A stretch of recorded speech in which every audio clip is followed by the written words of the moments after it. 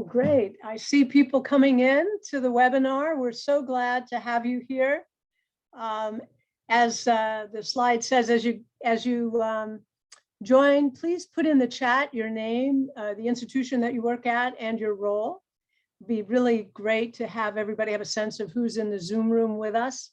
And it looks like people are still coming in. Thank you so much, Christina.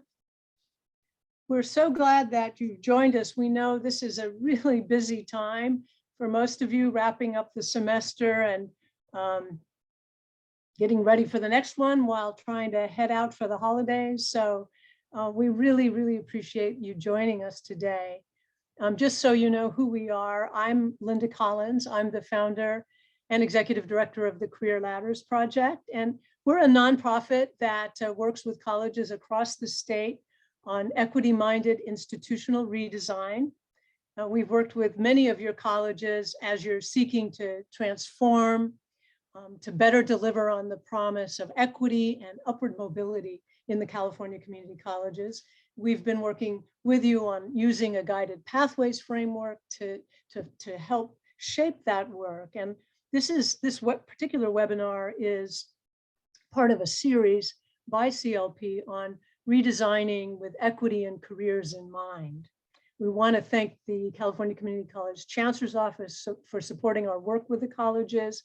This webinar produced by CLP was also supported by the Chancellor's Office. So thank you very much to them.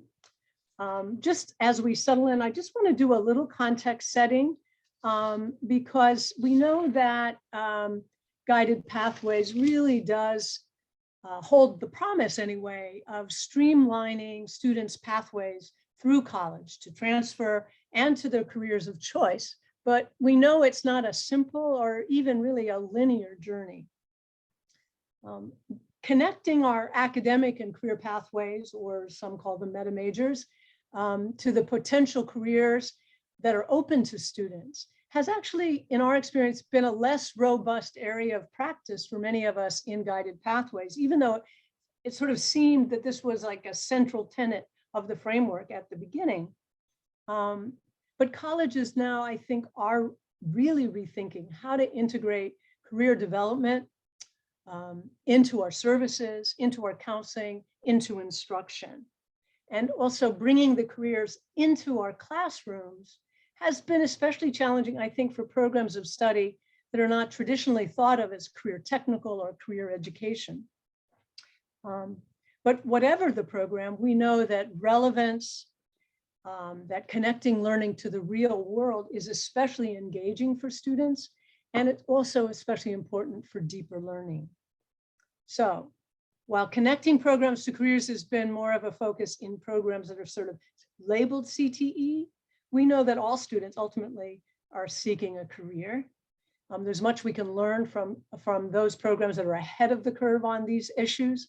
But there isn't a CTE program, by the way, that doesn't have a potential transfer track or beyond. And we also know, importantly, that general education has myriad benefits in the world of work, particularly in developing the whole range of skills that are really essential for students who are going to be navigating just completely unpredictable and unforeseen changes in the labor market and the careers of the future. So how do we lift up and make visible those valuable skills that students gain in their programs of study in ways that make sense to them, but also to future employers? And how do we do that, not just for some programs or some majors, but in all the programs and across the curriculum? So today we're going to hear from two colleges, Mount San Jacinto College and Chaffey College, who are both doing what I would say are really innovative and even groundbreaking work that connects academic and career learning, and that uses the language of skill to make learning relevant and also to validate student achievement. So next slide.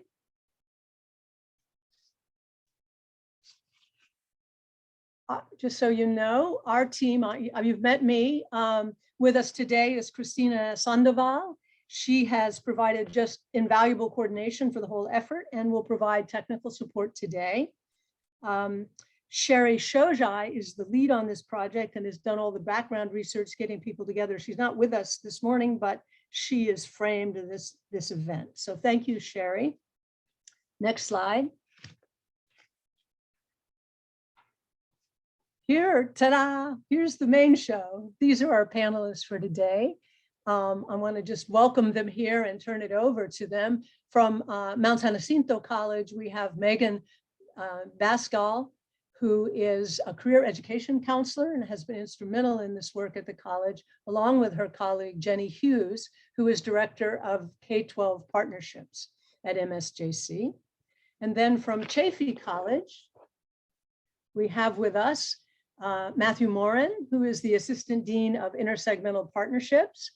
He has worked closely with Shannon Jessen, the SLO Chair for Outcomes and Assessment Committee, and Laura Picklesheimer, who is Assistant Professor of English. Together, they've been an incredible team, and they're going to talk more about what they've accomplished when it's their turn. We're going to start first with Mount Jacinto. They're going to talk for a while and present the work that they've done. There'll then be a short Q&A session, so please put your Q&A. If you have questions, please go ahead and put them in the chat as they occur to you. If they're directed towards a particular panelist or college, just put that before your question, as you can see on the slide. Or if it's just a general question that maybe any of the panelists might want to speak to, just put general. And then finally, if you have a technical issue that we can help you with, put tech, and then Christina will make sure she attends to you. We're going to start with Mount Jacinto and have a Q&A. Then we're going to turn to our colleagues from Chaffey and do some Q&A. And then depending on time, we'll then also have a little bit of more general discussion with both colleges. So we're really glad to have you started off, Mount Jacinto. Great, thank you so much, Christina, Linda, and Career Ladders Projects for having us come here today. We appreciate it to have the opportunity to share what we've been working on. Really, we've been working on laying the foundation right now to active and applied learning with a real focus on how do we make sure that learning is relevant and that we're directly connecting learning with career and focusing in on skill articulation. That has been one of our key tenets as we've been going forward. Next slide. Thank you. So today we wanted to kind of talk to you a little bit about how did we come about defining employability here at MSJC, because it was a kind of a bumpy journey to start beginning to talk about career.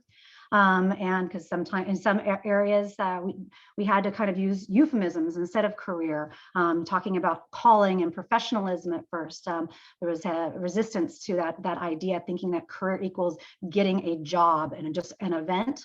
So morphing into like defining the employability skills is very important for us. The next thing we're going to talk about is how we use counseling at MSJC to really drive things forward, and how we started to integrate career across counseling in general career education and special population to what it is today. And then how we are incorporating a self-discovery tool for students along the pathway. And then lastly, our next steps, the things that we hope to accomplish in this coming spring and into the fall semester. And again, we've been laying the foundation, but we are excited about then what we can build on top of that as we go forward. So first thing, let's talk about defining employability, which is our MSJC career readiness skills. So on the next slide, we're going to see where we kind of started with. Oftentimes we hear about this skills gap, and there's a picture of a guy on the edge of a cliff or a woman in some kind of a professional outfit with this big gap between where that person is and whatever the goal is or the job. So we rejected this idea from the very beginning and instead embraced the idea of a skills articulation gap and dove into the literature around this concept and how it was being used. And so with this, basically, the idea is that classes and programs already are embedded with employability skills, because the idea of the traditional skills gap is that our students are missing something or that we're not doing something right. And we rejected that. And we said, no, they're in there. Communication, critical thinking, collaboration, these are embedded into our programs, and we embrace that. But our responsibility is to make the connection then between student experiences and skills with this learning. So we're basically making it from taught skills to the sought skills of employers. And then with that, really giving students an opportunity to connect those skills to industry-specific personal experiences so that we're not lecturing at them, but allowing them to apply their own experiences to the material. And with that too, we really wanted to make sure that we were including reflection, that connection to a career, and then the articulation, because it's very important for that articulation piece to happen where students are actually practicing almost as if you're visualizing like at a job interview, where they're actually saying these skills and saying, this is how I demonstrate this skill, and having that opportunity then to articulate it. Next slide will show you our MSJC career readiness skills that we actually landed on then in the whole process. So in this journey, we looked at the National Association of Colleges and Employers, NACE. We looked at New World of Work. We looked at our own MSJC values to see what kind of skills do we really want to highlight that are really important for our institution and really capture what we want to then encourage with our students, and are tied into what we were hearing from our advisory panels within career education as well as in demand. And so these are our 10 career readiness skills that we developed and the badges and that are associated with them. We have 3 levels. This is our second level. Our first level is a knowledge badge, which is an understanding of the material. So it's a very basic. This one now, the experience one, is what happens in most of our classrooms and programs, where this is where students connect their own experiences and then have the opportunity to articulate it in a career context. And our last level is our mastery badge, which is going to be the employer verified one. But we've been focusing most of our time on this one and really trying to figure out how to best provide students the opportunity with that skill articulation as they're going forward. So here are our guiding principles that we used as we were deciding on our career readiness badges, the learning outcomes, and then also how these are going to be issued. What's the criteria? So the first thing we want to do, we want to make sure we're using a common language, and we want to make sure it was a language that was the language of the workplace as well. So that was really key. We wanted to make sure that we were allowing students the opportunity to hear these words over and over again in a variety of contexts so that they would be able to, in turn, be able to use and articulate that language going forward. We also wanted to make sure our learning outcomes were measurable. Some of the learning outcomes associated with employability skills aren't always measurable. So we made sure that we took it to our assessment coordinator and made learning outcomes that could be institutionally applied. That didn't matter if it was an English class or if it was a fire technology class, that they were going to be applicable no matter what, which then leads us really to that universal application. We recognize that these skills are going to be in everyone and they're not always going to look the same, and that's okay. That a communication within nursing might be different with communication in music, or collaboration within administration of justice might be just a little bit different than anthropology. They'll have some same basic elements, but the activities that are involved and the assessment that was involved is going to be slightly different, and we wanted to make sure that we allowed that flexible structure as we're moving forward. The big thing too, though, we always want to make sure it's student-centered, that we're not teaching at the students, but making sure that students have the opportunity to apply their own experiences to these skills. And we also want to make sure that when it comes to issuing these, that is career focused, that we're always tying these skills back to the world of career and the workforce and those skills that are sought by employers. It's not enough to go up and give a speech within a class, for public speaking, say. That's not enough for communication. It's then tying that to the skills, how this is valuable in the workplace, and allowing students the opportunity to articulate that. And of course, the thing that we love is the gamification of digital badges, that students are able to then earn badges and have that instant reward as they're going along, and seeing how that connects the learning then to what employers want. So I want to talk a little bit about one of our first programs where we began to embed the digital badgings in our career readiness skills, which is our apprenticeship program. We have a water tech, automotive tech, cybersecurity, engineering, drafting, and viticulture apprenticeship program. And we decided that we needed to have a professional development component that went alongside of it. And so this is really became an area where we began to kind of test what was working and be able to start to fine tune what we really wanted to see and what was working for students. And with this, using the Canvas was the easiest way we found to deliver digital badges and to allow students to progress at whatever pace they wanted to, and allowed for the appropriate timing for them in their development across the semester.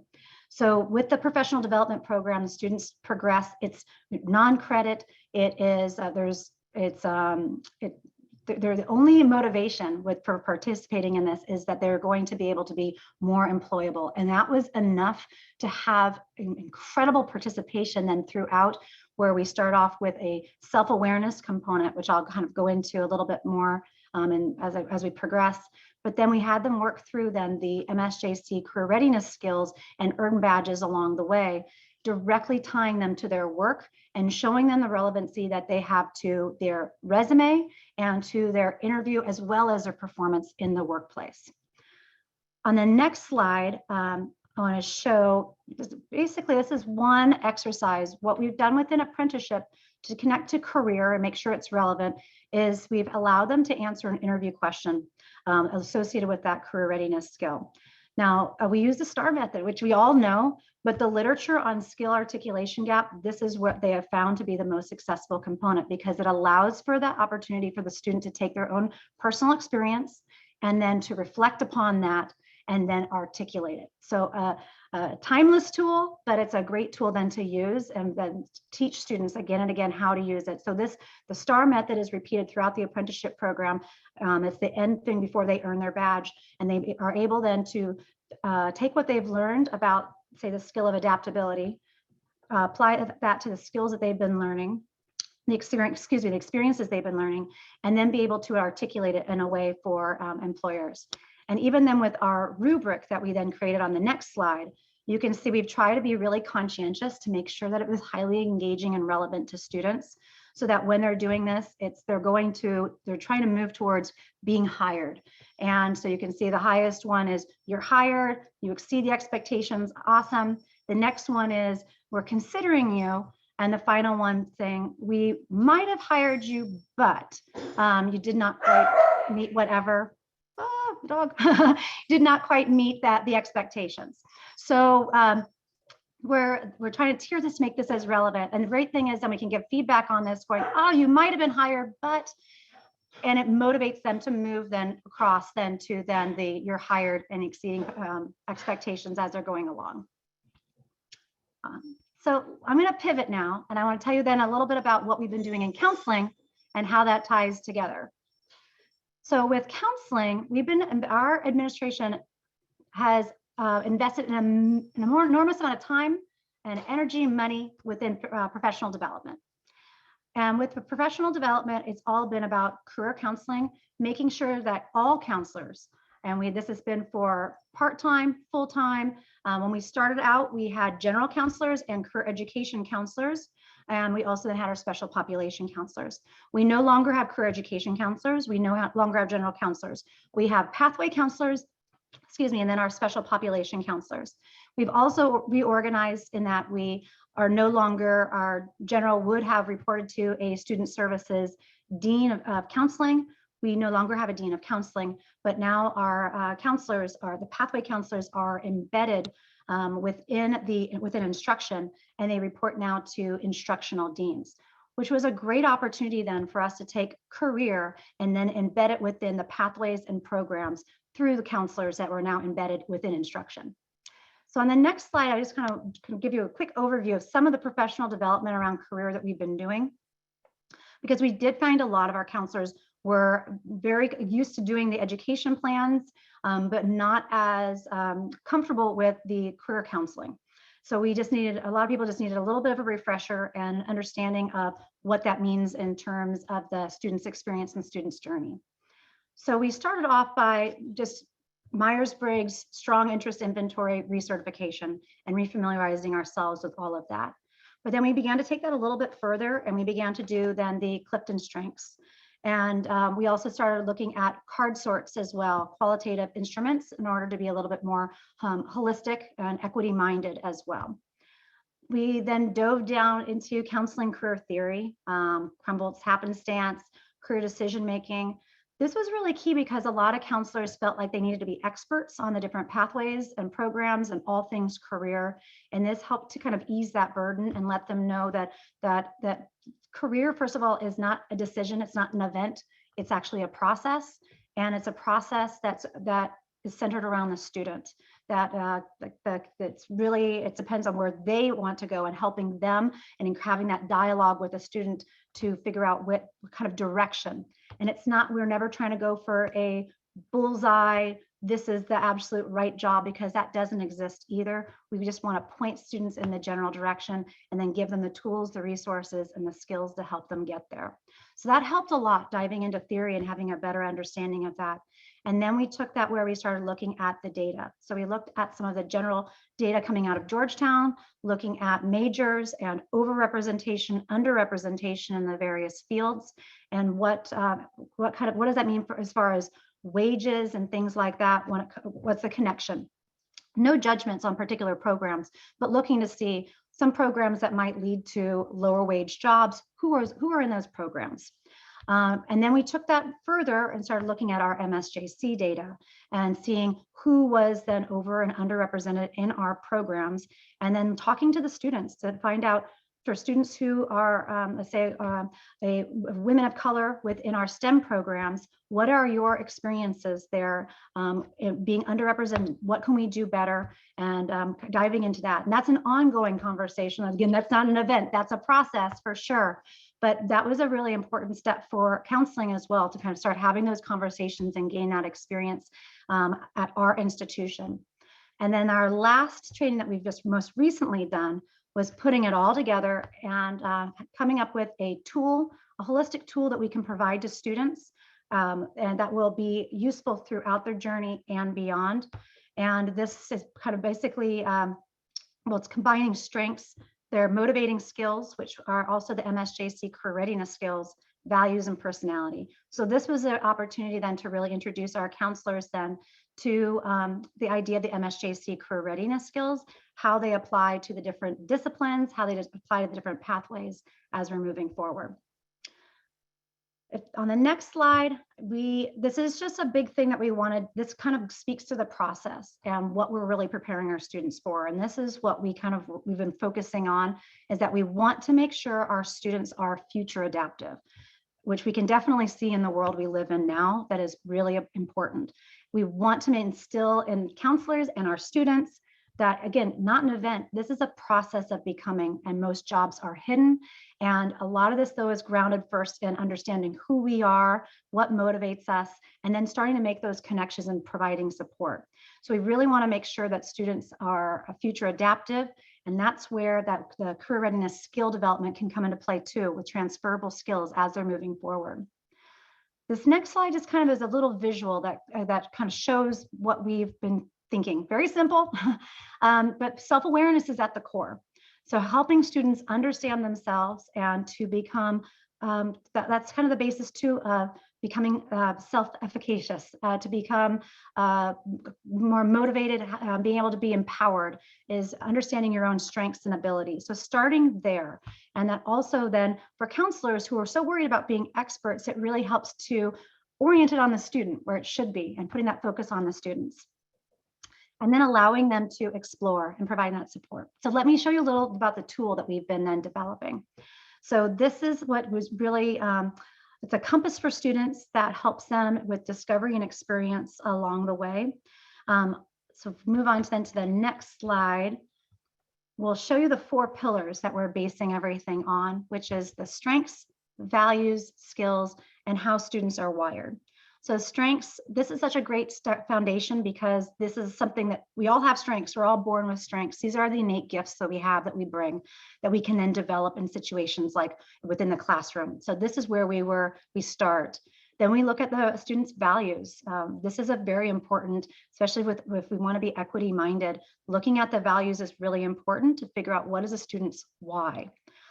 Skills are next, which is where we can fold in the employability skills and be able to begin to talk about that and find out too what skills are motivating skills for students and which ones are burnout skills and how to plan for that in the various stages.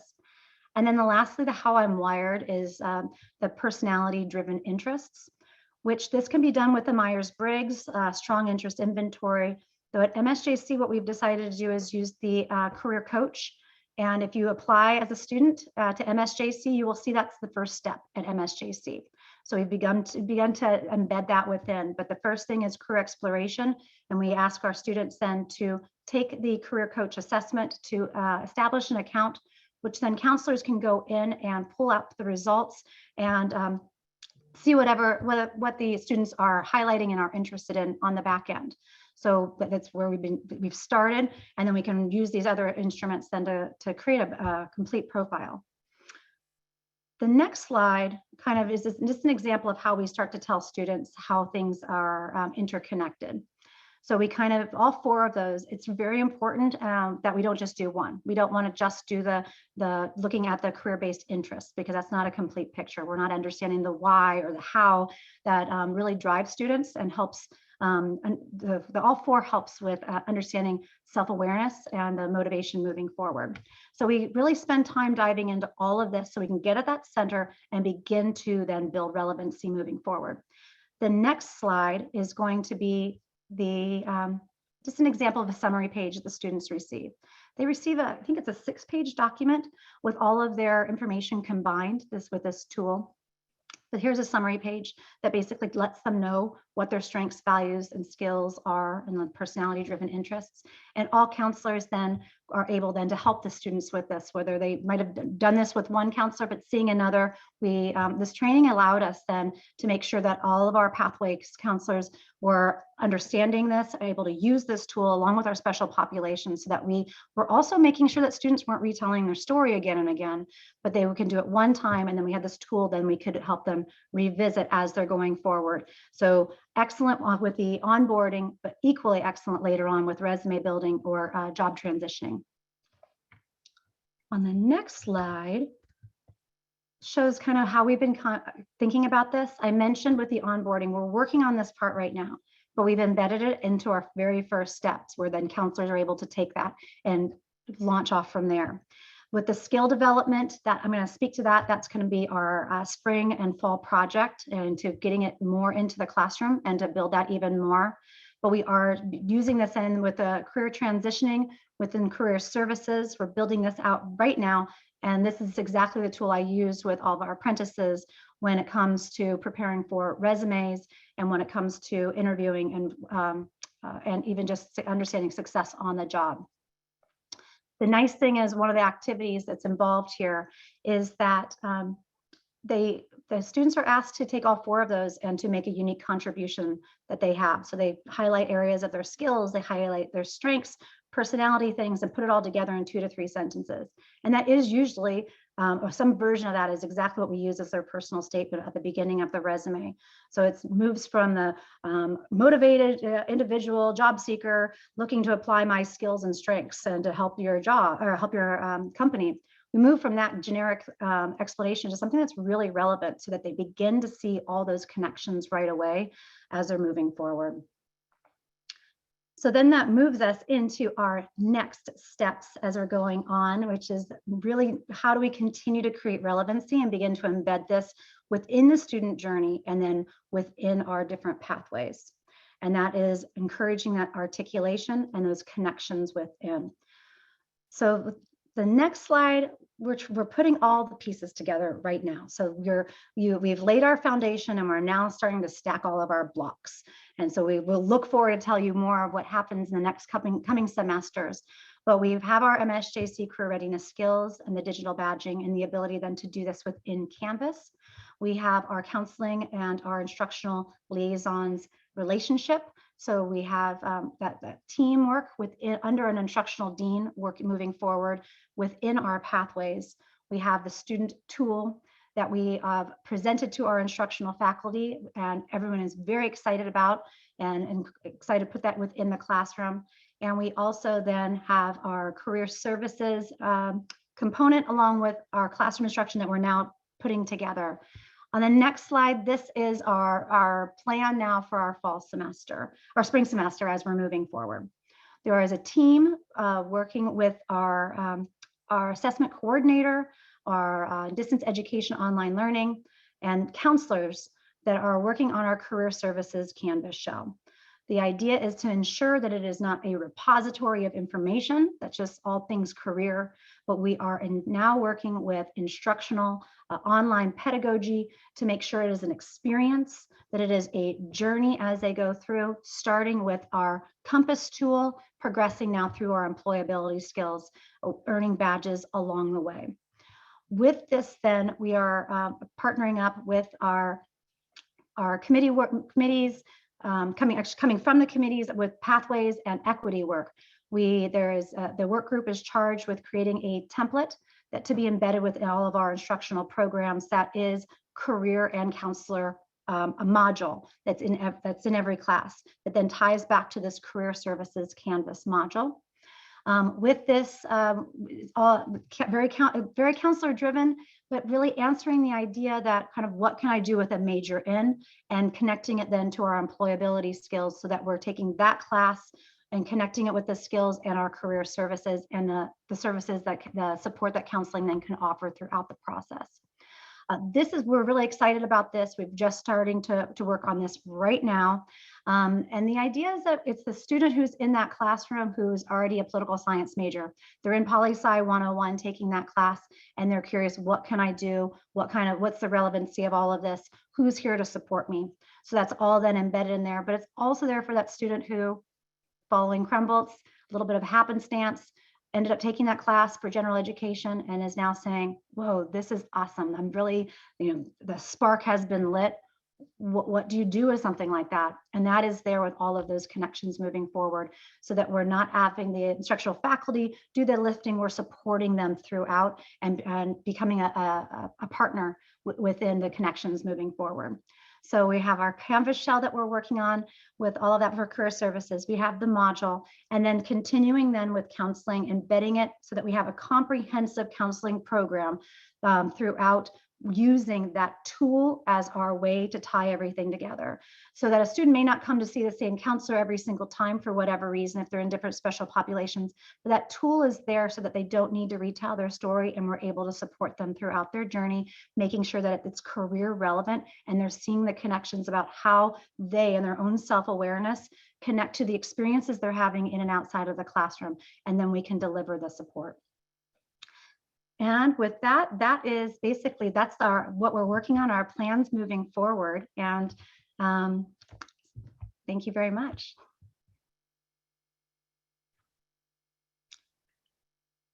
And I think, Jenny, I think we have some questions here. Me too. So we'll start off with the first one. Let's see. It looks like the first question we had is, do faculty embed the ideas behind these 10 badges into their content, and then students earn the badge by reflecting the 10 domains in an interview? So with right now, our faculty the embedding is happening right now in the programs. So we're embedding them into our program communities on campus at this point. We've designed it so that the faculty can embed it, and that has been most successful within our career education realms. So this is where we've had this pivot, where we felt like the counseling and using counseling with career services and the module might be the easiest way to begin to do that, and then start with that will be the best with a template that can be in the instructional program that will enable those conversations to happen. So they are not in the instructional classes, and we're going to see a great example of all of that next. But with this, right now it's a standalone module and happening within counseling and that dynamic. Yeah, let's see. Looks like we have a question. What's our next one, Jenny? Is it with I can read it out loud. Sorry. It was like a part B.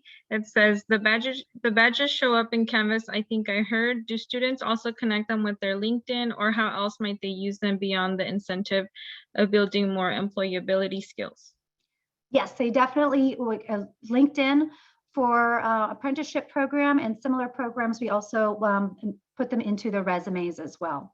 We have surveyed our in advisory panels and our industry connections. We have surveyed them to find out what is the most important and ask them to rate our career readiness skills. We also have that data and feedback for the different industry sectors so that we can use that as well to let students know, and these are the ones that the employers in their industry are looking for, so that students can have that value, and then when the employers see it as well, they immediately see the value in that because they've responded and it's a need within the industry. And that survey we have is ongoing, where we're soliciting feedback and using then that as on an annual basis to make some adjustments. I see another question here. I think this one is from John. He's asking, what GE requirement pattern is incorporated into these career education pathways? What GE requirement pattern is incorporated into these career education pathways? So, well, for pathways, our pathways are our meta majors. So they're not career education, and really we don't have career education the same way anymore because career education is throughout all of the pathways.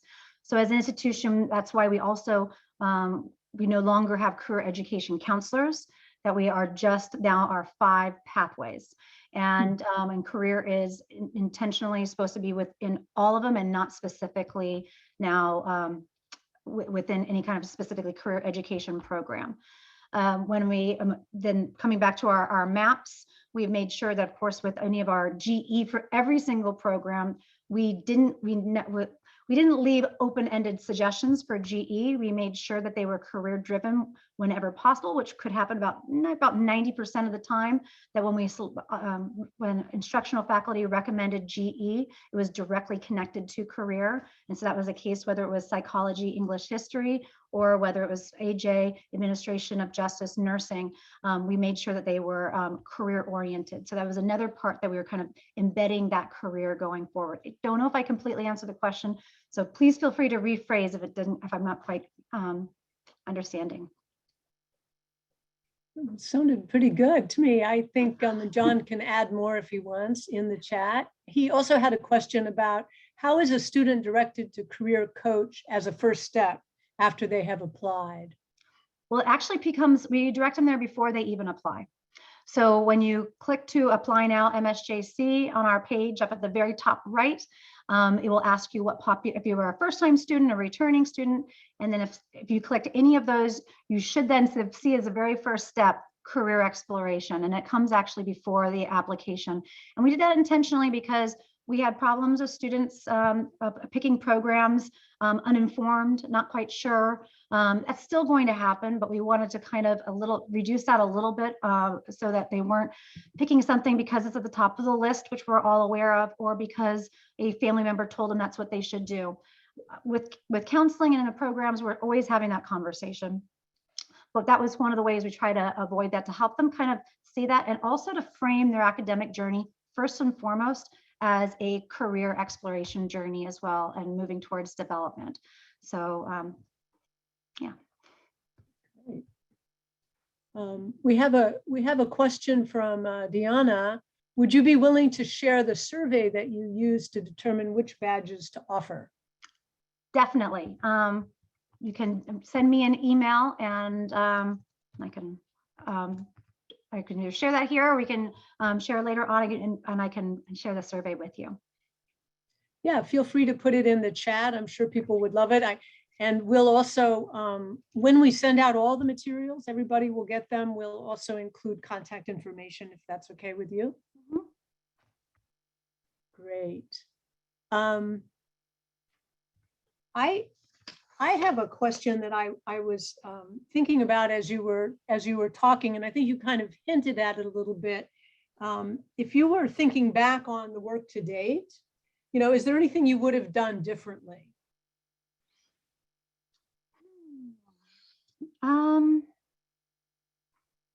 Well, if I had if I had the ability, I would love to take out the pandemic. That made things difficult. But you know, I can't think of anything right now. I like the way that we progressed. I'm biased because I'm a counselor, but I like that there was a need to empower counseling as well within the institution, and to and allowing the counselors to drive the process, help to make them more of a partnership within the educational journey for students, which we really needed. So I think it really worked for our institution to go about the way we did.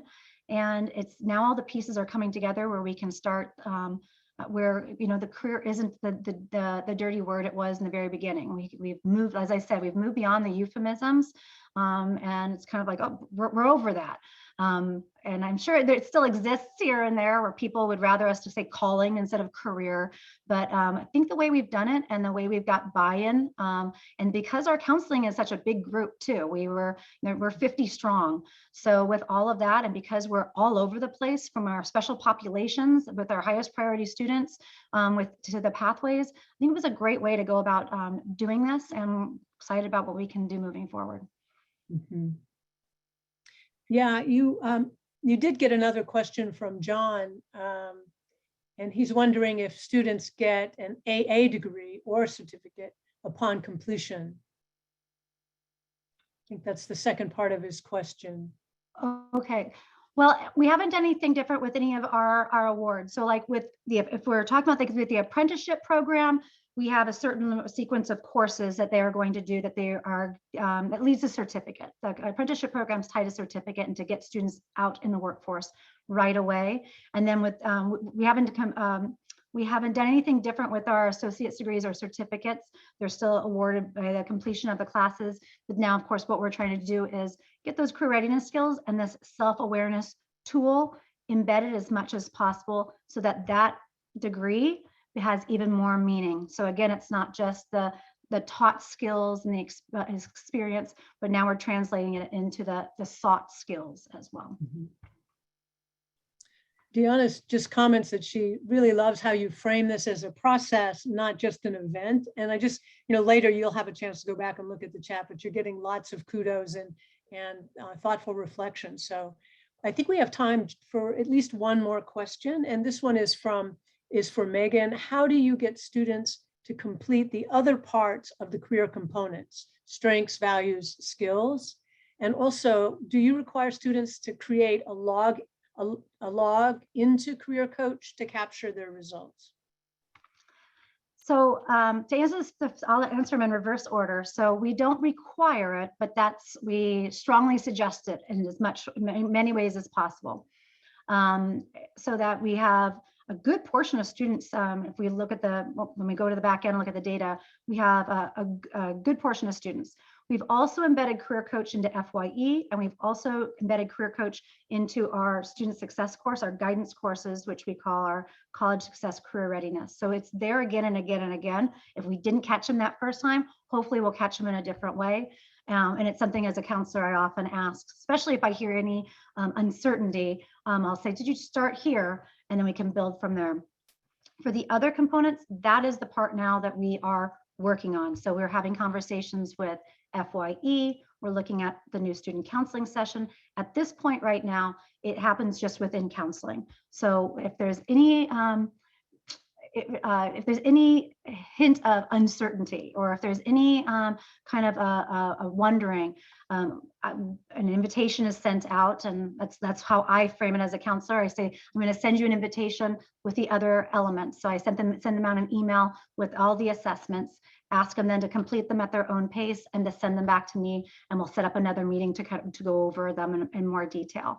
And I'd always let them know, you can do it next week, you can do it next semester. The invitation is always there. So that's how we are doing it at this point. But we want to make sure that we don't just catch the students who are coming into the counseling sessions, because not all students do. So figuring out how we can make it really part of that onboarding process so that we can, as counselors, have a very comprehensive counseling program throughout the journey. And we're not catching them at 30 to 45, 60 units, but we're getting that piece in that 0 to 15 range so that we can then continue to build on that as we're going forward. Great, thanks. I know there'll be other questions, but I think we'll move along to our Chaffey colleagues. Thank you so much, Megan and Jenny. You know, you described this as a strength-based approach. You know, it captures and makes visible skills that students gain. And I think if we look at what Chaffey's doing, it'll provide a nice complement to that. And so I just want to turn it over to Chaffey.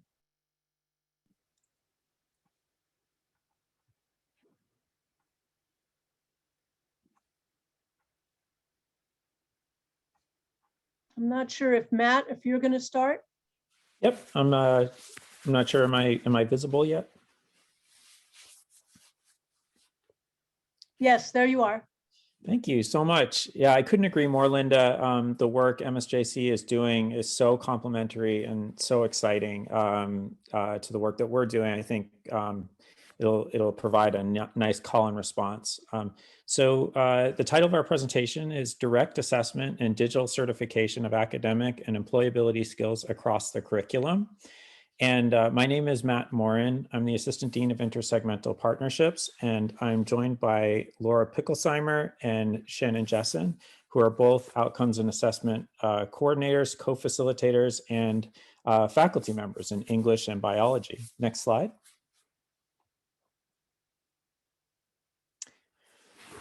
So first, I'd like to start with a visualization to get the student experience for what our students are seeing as they're going through this digital badging pathway that we're building here at Chaffey. Imagine a statistically representative student in our community college system. This is a student who's likely working 2 part-time jobs and doesn't feel that they can enroll in college full-time, so they're enrolled part-time, which is the majority of our students in our system. They're majoring in interdisciplinary studies or university studies, which are the top majors in the community college system. If you're imagining that you're this student, maybe you chose these majors because a friend told you that this was the easiest way to get your degree.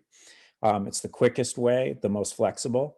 And in your first semester, you're recommended by a counselor to take English composition and English to intro to sociology to get some of your general education requirements out of the way. And also a career exploration course because you're not quite sure how your educational pathways connect to any career opportunities later on. So you'd like to drill down on that a little bit more. Next slide. So after your first semester at Chaffey College, enrolled part-time, you receive a text message from the Career Center. It says, congratulations, you've earned 1 token on a path to an employability skill certification. There's a link in the text message and you click on the link and it takes you to a platform that shows you the skill token that you earned. It says adaptability and then a sub-skill of adaptability goal setting. And you notice that the language for the criterion of goal setting that sets feasible goals, anticipates possible consequences, and makes backup plans for success is the same language that you saw in your rubrics in Canvas in both the sociology class as well as your English class. There were assignments that your faculty assigned to you and graded you on. And in those assignments, there was a rubric that included that language in different criterion spaces. And there was also an icon next to each of those that was the same. And that did catch your eye because it was surprising that both in a sociology class and in an English class, you would see the same language that you would be graded on as well as this similar icon. Next slide, please. At the end of your second semester, at the end of your full academic year, you earn 3 more of these tokens through your classes, through different assignments in the same way that you had in the first semester, through these rubrics that you see in Canvas with assignments that your professors graded you on.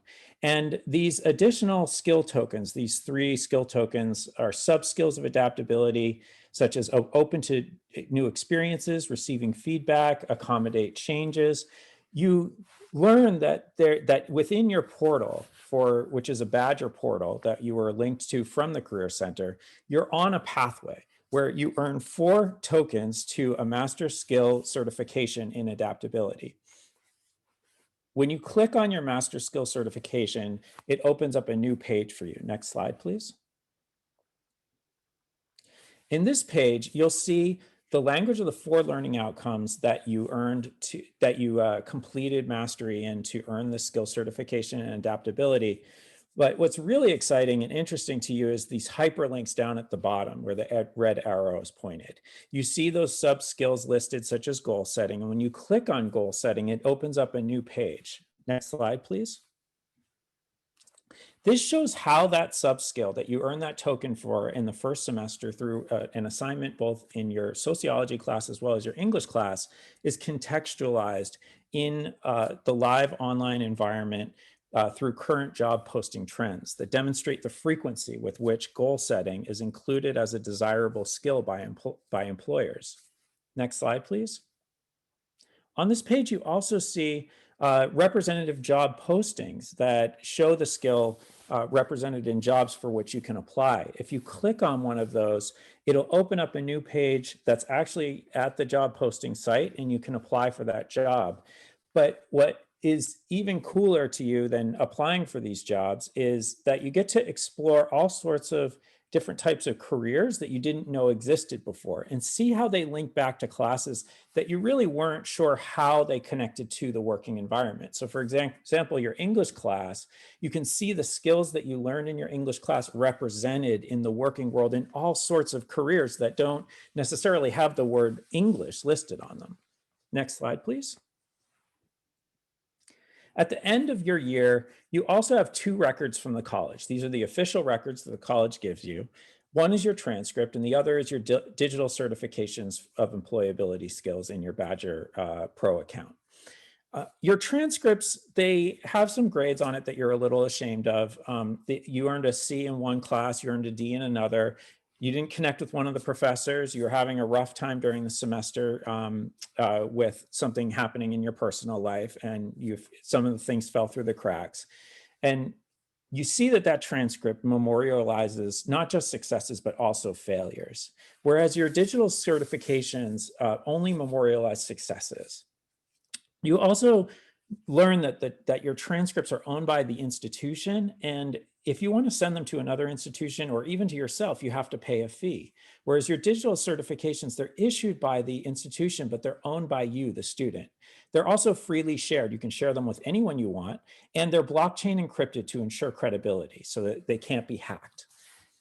Also, the transcript data, it only tracks course completions. It has the course name, it has the grade that you earned, but it doesn't tell you anything about what occurred in that class, what skills you learned, anything deeper about what that class is. Whereas your digital skill certification record, it speaks to the competencies that you earned through your educational progress. And then your transcripts are fixed and static. They're not dynamic. They're a piece of paper, or maybe a PDF, but either way, they're not dynamic and responsive to the online environment. Whereas your digital skill certifications, they're linked into the rivers of information that are occurring in our day-to-day lives. And also those job posting trends that I showed you earlier, you can toggle by country. So you can see these skills represented in a global context, not just nationally. And then finally, your transcript is only valued after completion of the degree. Nobody wants to see your transcript with a few courses completed. They want to see the certification of the degree. Doesn't really mean much until you're complete. Whereas the digital skill certification platform that you have, which is this official record of skills completed, it holds inherent value in what it articulates because it gives relevance to the learning attained at every increment across your academic journey. Now, after getting that visualization of the student experience for what our students are seeing as they're earning these digital skill tokens in their classes, I'm going to hand it over to our esteemed faculty, leaders, and coordinators of outcome assessment on the campus to talk a little bit more about the larger framework for our employability skills at the college, as well as the faculty view as they are assessing the students' completion and competency in these different skill areas. Shannon? Yeah, thanks, Matt. So the Chancellor's Office, or I should say the California Community College System, had developed a set of 10 competencies, and these were called New World of Work originally. And they reflected skills that students should attain over the course of their educational journey. And certainly by the time they completed degree or certificate, these were skills that students were expected to have been demonstrating. And when Chaffey kind of got hold of New World of Work, we started revising and I'll just say adapting the outcomes associated with those skills, partly to put our own stamp on them and personalize them to our college, but also to clarify them where clarification was needed. There was an equity component that Laura Picklesheimer was incredibly helpful in putting her eye on and making sure equity language was included, or that the language of the outcomes itself was equitable. And through all of that sort of reworking of the outcomes, we began to see a clear alignment between those outcomes and our institutional learning outcomes, which of course are the core competencies that students are expected to achieve in the course of their education at Chaffey. Next slide, please. And so these were rebranded and we renamed them from New World of Work to ACES, which stands for Academic, Career, Community, and Employability Skills. And the 10 skills are listed here. These are our digital badges. And we're really focused at this point in time on how we can now assess institutional learning outcomes at the individual course level and provide not only measurable evidence that the students are achieving these outcomes, but also how we can effectively incorporate that into the student experience. So next slide, please. So the way this works is that each skill, each ACES skill has 4 total learning outcomes. And in order to complete a skill or achieve a digital badge, let's say in adaptability, each student has to achieve or master all 4 learning outcomes a minimum of 2 times. So 4 outcomes twice is the way we like to say it. And so it represents a robust curriculum that the students have to complete successfully in order to earn these badges. Next slide, please. So when we think about this from a student perspective and their educational journey that Matt was describing, one of the things that this achieves is added value for students as they are taking their general education courses or prerequisite courses that kind of are gateway courses into the things they actually need for their major or their discipline or their career pathway. The students are able to see added value in that experience by seeing how they can build employability skills as they complete college coursework.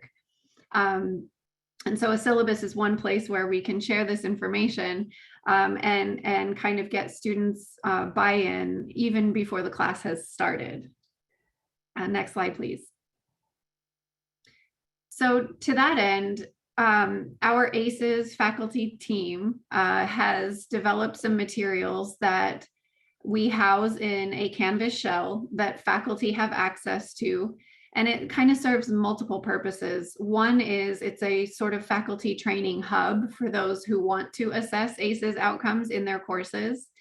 And the other is to provide materials that instructors can import into their courses and then customize so that they can walk this out to students. So what you're seeing on this slide is a screenshot of some information that would be shared with students either in a syllabus or in a Canvas course page.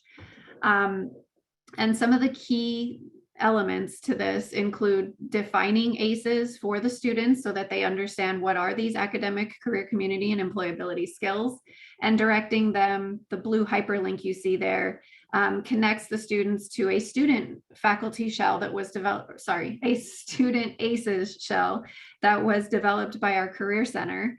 That explains what these skills are and what they look like, what kind of assignments a student might be doing, or what kind of skills they might have to demonstrate to earn these badges. We also make sure to share with students that these skills are assessed independently of grades. And then finally, how will the students know which skills they're working on and when an assignment or assessment is addressing any of these ACEs skills? So we're encouraging faculty to adopt a symbol of some kind, and you see the little seedling icon, which was chosen because this is for a biology course. But any icon can be used that sort of just visually alerts students to the that this is an assignment or assessment that will address ACEs outcomes. And then finally, the 4 icons you see at the bottom just share with the students the skills that they can either earn or earn progress toward in the course that they're taking. Next slide, please. So as I mentioned, this information is all a Canvas page that faculty can import into their courses and customize and publish into their course wherever they see it's appropriate. In this example, the information is shared with students in a week 1 module. But if a faculty member wanted to put this information, for an example, as a assignment ahead of their very first assignment that involves ACEs outcomes, they might choose to do it that way. So there's a lot of flexibility built into the way faculty can share this information with their students. But it's also important to note that students are able to see the little icon when they log into the course and when they are in module view or assignment view. Next slide, please. So what you're looking at is a screenshot of some of the material from a sample assignment in biology. And in this case, it's a vaccine assignment. And we have the learning outcomes listed. For your information, these in order by bullet point are course, program, and then institutional or ACEs outcomes. And of course, the seedling symbol again there denotes for the students that these are badgeable skills. And so what the whole goal of this is that they need to learn biology content, but that they're also developing these employability skills. So in this case, upon reading the assignment instructions, the students are going to be asked to evaluate the credibility of multiple websites, which is in alignment with the digital fluency information credibility skill. They will also be asked to develop a presentation to an audience of their choice. And that information will address the biology content that they're expected to learn, but they are encouraged to target their audience according to their career goals. So for example, if they are a future healthcare practitioner, then they might want to make a brochure for vaccine hesitant patients. Or if they're going into marketing, they might want to create a video ad that addresses whatever the biology content was. And so they can kind of hone that communication skill according to their career preferences. The last thing I want to mention is that in the support and resources also embedded in the assignment instructions, students are redirected, that very lowest link that you see on the bottom there. They are redirected to that employability skills page in the event that they are that the students need a reminder of what these ACEs skills are and why they are important. Next slide, please. When students look at the rubric, and this is just a partial screenshot of the rubric, but what they can see is the graded components, which are the biology content, but they can also see where the arrow is pointing the employability ACEs outcomes that are being assessed in this assignment. And it's hard to see, but in the right-hand side of the try again sign there, you can see there's no points. And that's the way that we are able to assess a skill independently of the graded components of the assignments. So in Canvas, we're able to distinguish that this skill is an ungraded component, and it is on a 4-point rating scale, but does not impact their overall grade. And again, students will earn progress toward that skill if they earn a 3 or a 4. But they will not earn any progress if they earn a 1 or a 2. Next slide, please. And I'll hand it over to Laura. Thanks, Shannon. So I'm going to now show you quickly a sample from my own English class. So in my first year composition class, I include several opportunities to assess these ACEs career outcomes through both smaller low stakes activities and larger assignments. So right here, I've provided an example of how the outcomes for the adaptability skill set have been embedded into one of my essay assignments. So this is the first essay I have students write for the semester. It's an educational autobiography. I ask students to share a few formative past educational experiences and reflect on how they have grown or adapted as learners. It's a really great opportunity to learn more about them and their learning styles and their needs. So the assignment prompt aligns very well with adaptability. So you can see here the part that I've circled, that I've included these learning outcomes with the prompt, and they're marked with that green star. So accommodates change, goal setting, and openness to new experiences are all assessed through this one essay assignment. Next slide, please. And so just like Shannon showed you with her biology rubric, you can see the outcomes are embedded directly into the rubric. This is just a partial screenshot. And so you can see I have graded criteria above, and below you can see those ACEs outcomes attached. So they are assessed and visible to students, as Shannon mentioned, but they have no impact on their grade. So I think you can see a little bear there that it doesn't impact their grade, but they can see the assessment. So this allows me to thoroughly assess for skills that go beyond writing, organization, mechanics, and gets at those core career and life competencies. So I've embedded these adaptability outcomes into larger assignments like I just showed you, as well as some lower stakes discussions and pre-writing assignments. And so this gives students multiple chances to earn an achieving or mastery and gain credit towards a badge. Next slide, please. And so some of the benefits, I know we've kind of touched on this, but just to reiterate, embedding these outcomes directly into student assignments provides for a transparent form of assessment. It allows students to track and see their progress throughout courses. It bridges the skills that students gain in a particular class with the skills that they're going to use in their careers and their future programs of study. We really emphasize that too. It's not just career training, it's also training for transfer, for grad programs, for whatever the student may go on to study and do. And so it shows the relevance and interdisciplinary connections between the coursework.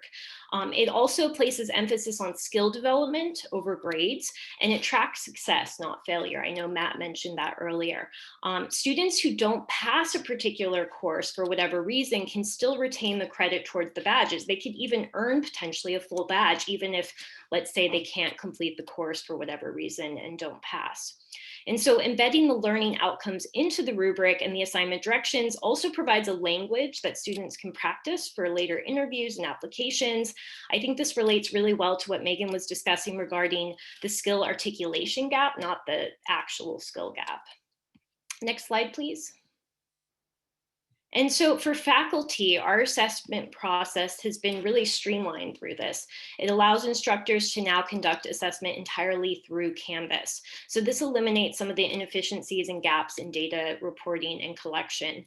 It integrates the assessment of our institutional learning outcomes with the existing curriculum, and it allows instructors now to assess Chaffey's institutional learning outcomes through individual course assessment. The process has also encouraged greater cross-disciplinary discourse. It's been a really awesome opportunity to see how different instructors across the college assess the very same career skills. So, for example, faculty and students can now see the ways a student could demonstrate, let's say, adaptability in an English course, as well as, automotive tech, business management. You're seeing those same skills appear in different courses across the curriculum. Next slide. And so, of course, there are benefits for employers, future programs of study, and the larger community. And so these badges are employer certified. They're visible on platforms like LinkedIn. As Matt mentioned, it's things that students can carry and use without having to pay, like their transcripts. And it creates a dialogue that can improve relationships with regional employers and industry professionals. So I think this is a great place to transition to the next component of our presentation. I want to make sure we have plenty of time for it. We have an array of data stories that we've gathered from embedding these ACEs into our courses so far. So Shannon's going to take it from here. So what we're looking at, we can, with Canvas, with everything being housed in Canvas, I'm just going to kind of give a nod to Matt and his team because they have the ability to run reports on all of the employability outcomes that have been assessed.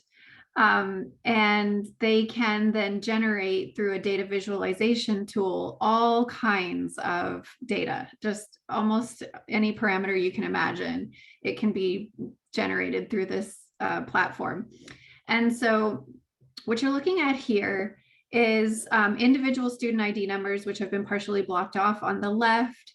And then you're seeing across the top the skills themselves. So these are the ACEs skills.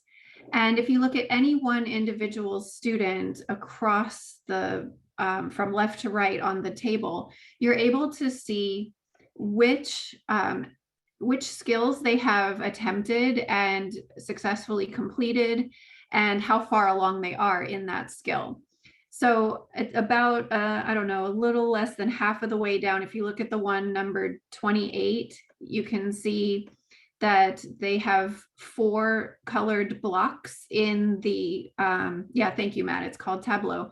So there are 4 colored blocks under the analysis skill. There are 4 colored blocks under digital fluency and again under resilience. So that represents that they have completed those 3 ACEs skills. And then we can also see that they are on their way to completing self-awareness. So they have 2 of the 4 outcomes completed. And then for social diversity awareness, they have completed 3 of the 4. So it just gives you a snapshot in time at the time the report was run. And you could run a similar report, for example, for all students that have enrolled in, like, let's say their 3rd semester of a particular program, and you could kind of get a snapshot of where they are at that point in time. Next slide, please. Oh, wait, one more thing about that slide, sorry, is that there is eventually a plan to create student dashboards. So Matt, help me out if I say this incorrectly, but the goal is to develop a dashboard where a student can access their own progress and see which skills they have completed, which skills they have in progress, and which skills they have yet to start or yet to earn. Is that correct?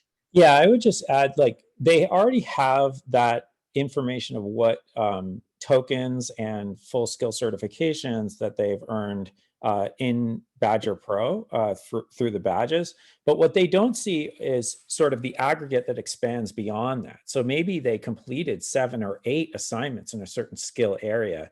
They may have earned the token or the badge at assignment 6, right? Or assignment 2, but they wouldn't have seen the other 10 assignments that they were building mastery towards in their journey, right? And so these dashboards will look more like this, because we do have the individual student data where each student could see really the aggregate of all of the skill assignments that they complete over the course of their educational journey. All right, thanks, Matt. Next slide, please. Okay, so we can also look college-wide at how we're doing and what we're doing. And on the left, you see token progress. And one way to think of a token is just to think of it as an outcome.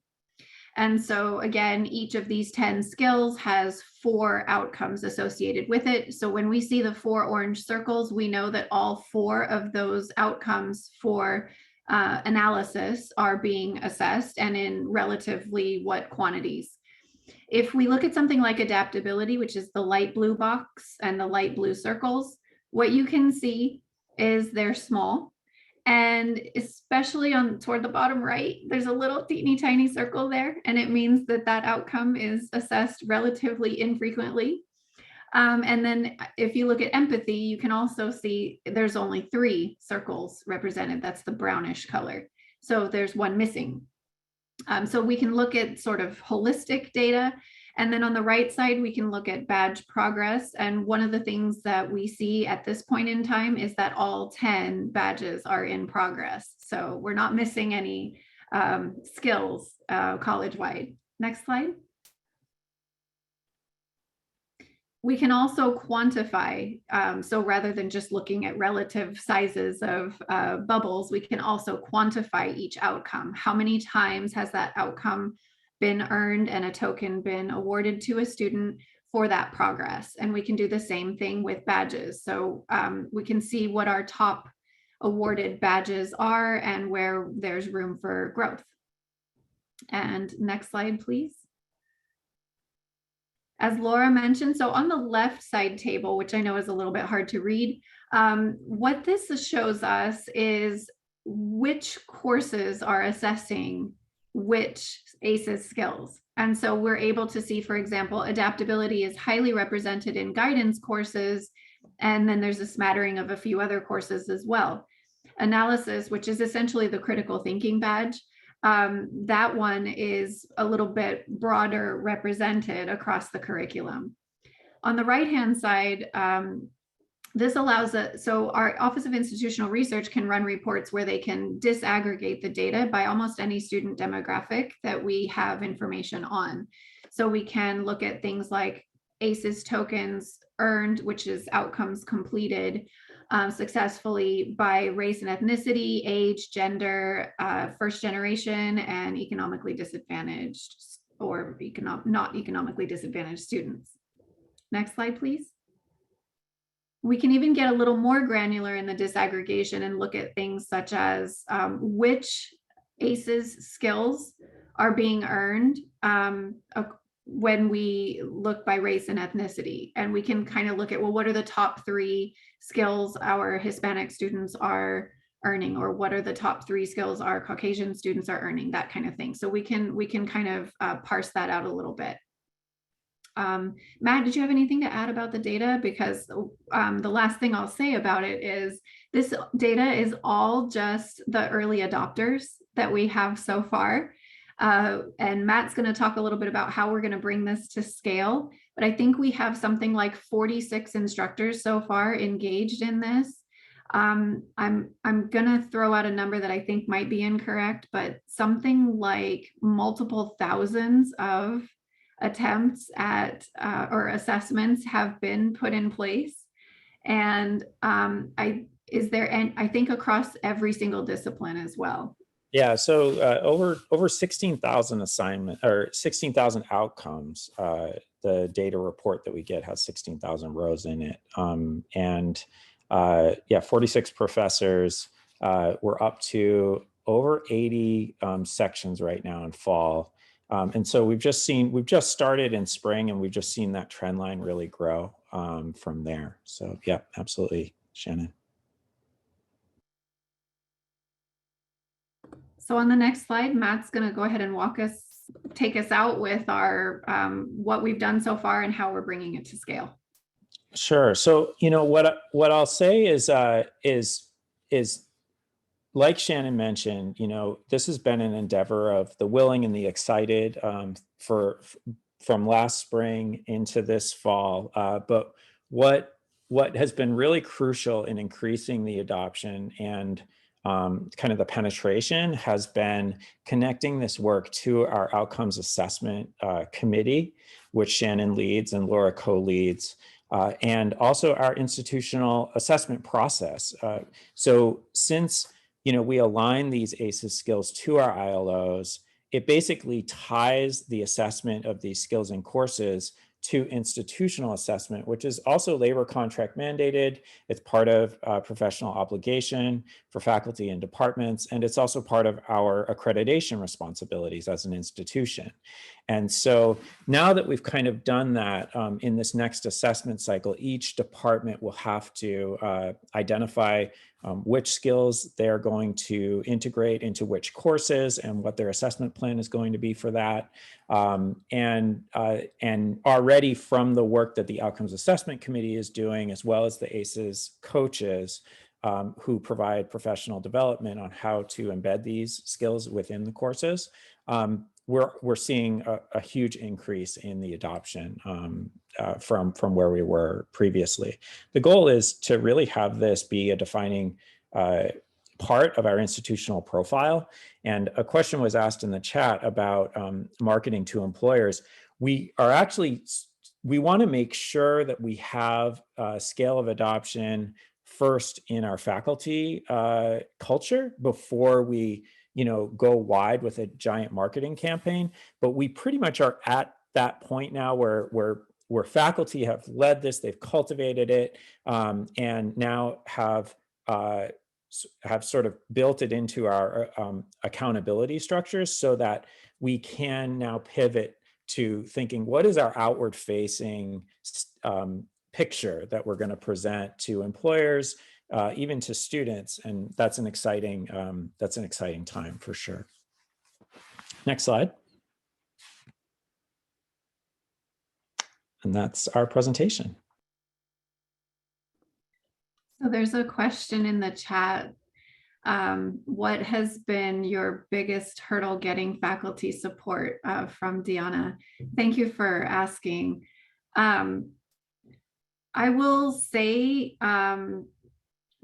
one is just getting training out there. And so we're planning on opening up training times to reach our part-time faculty during off business hours, I'll say. And we're also just approaching the idea of a professional development asynchronous opportunity. We haven't built it yet, but it's certainly on our radar to do so. But getting faculty to even engage, I haven't found much resistance for the reasons that Matt just articulated. Most faculty know that learning outcomes assessment is part of what we need to do for accreditation and by our contract obligations.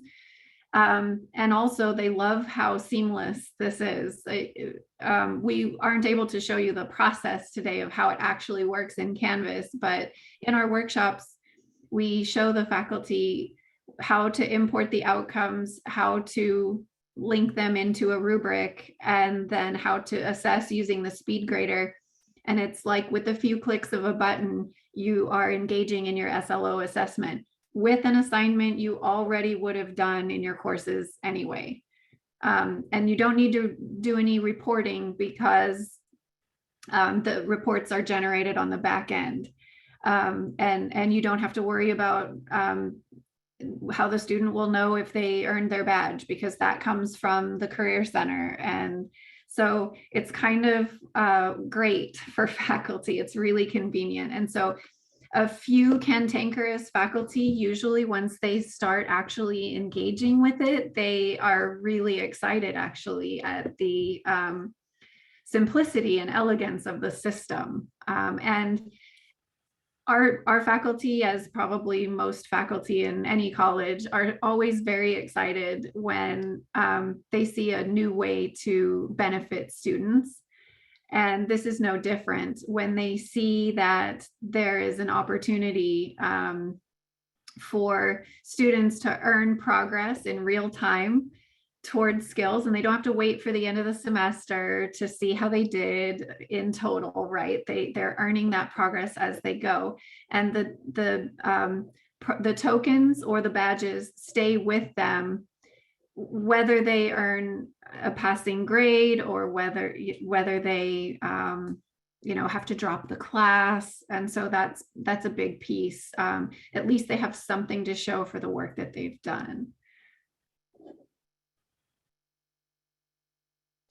Yeah, I think you've managed to kind of hit most of the questions that were in the chat as you were talking. So I'm kind of curious, as I'm thinking, standing back, you're getting lots of kudos in the chat, but it's probably a little overwhelming to colleges that haven't started on this.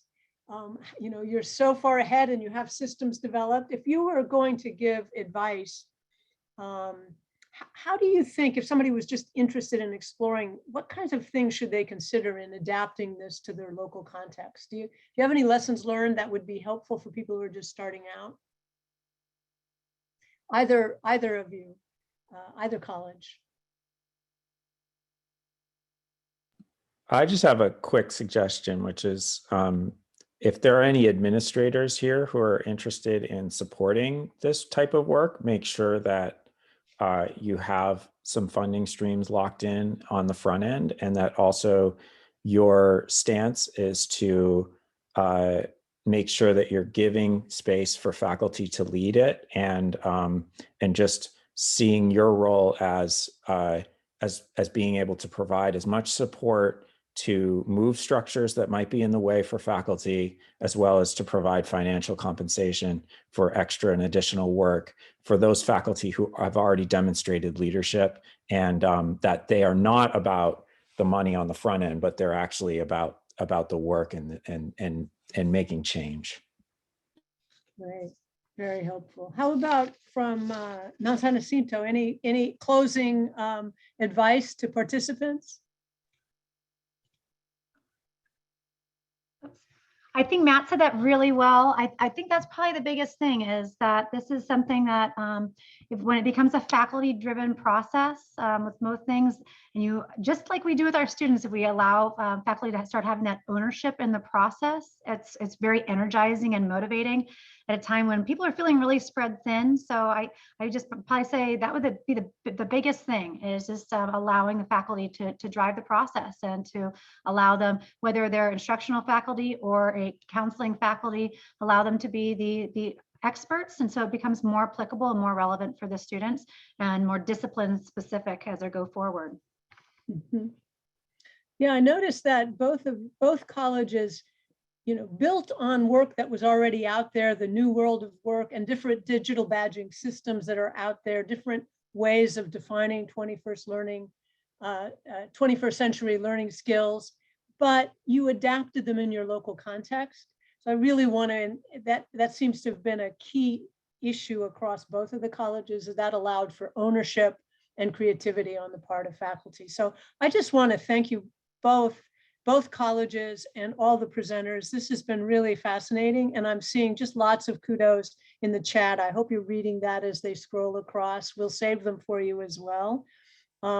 We're just now at the end of time for this webinar, but we hope you'll keep in touch. All of the materials, the slides, the recording, anything, we'll be sending back out to you by email. They'll also all be posted on the Vision Resource Center and on the Career Ladders Project website. If you haven't signed up for our newsletter, that's also a place to get updates about this kind of work. And we'll be seeing you, we hope, in the new year. And we're wishing you all a great break. I'm sure you all need time to recharge and reevaluate. So thanks, everybody. It's been a really great pleasure to hear all this work. And thank you for joining us in mid-December, everybody.